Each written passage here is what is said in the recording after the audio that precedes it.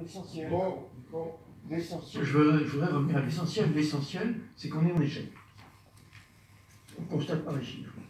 Le deuxième point essentiel, c'est qu'on parle énormément d'électricité, qui me semble, et de nucléaire, qui me semble, quand je réfléchis pour les 15 prochaines années, est un non-sujet.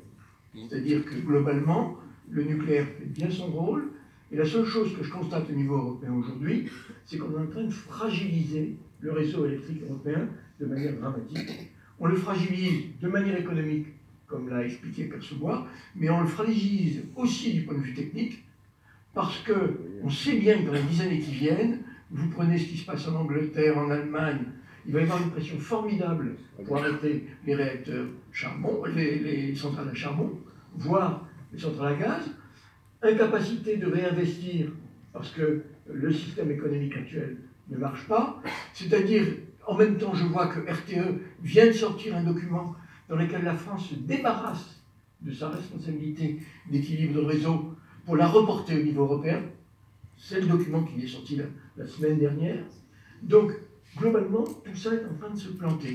Or, en face de moi, je me retourne un peu dans le politique, en disant que face à tout ça, je vois une déresponsabilisation complète du politique, qui ne regarde pas. Je suis obligé de noter qu'il n'y a pas une foule de députés aujourd'hui dans cette séance, ce qui est un peu dommage. Et je constate que le politique est en train de reporter la totalité de la responsabilité sur les citoyens. Pourquoi? Parce que ce qu'on est en train de faire n'est pas efficace.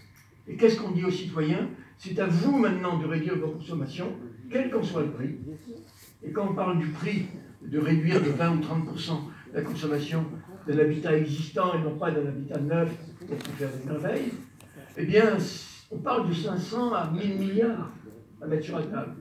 Et ce qui va se passer dans 10 ans, c'est qu'on aura échoué et que le politique dira c'est à cause du citoyen. Or, en face de ça, le citoyen n'a pas les moyens économiques et il n'a pas les moyens techniques. Parce que je reviens sur une réunion que j'ai eue avec le MEDEF bâtiment, je demandais, c'était en Seine-et-Marne, combien d'entreprises du bâtiment? 2400. Quel effectif moyen par entreprise? 4 personnes. Qui aujourd'hui sait faire de la rénovation des bâtiments? Quasiment personne. C'est-à-dire qu'on est en face d'un problème très important, et je suis obligé de dire que le politique ne le prend pas en charge.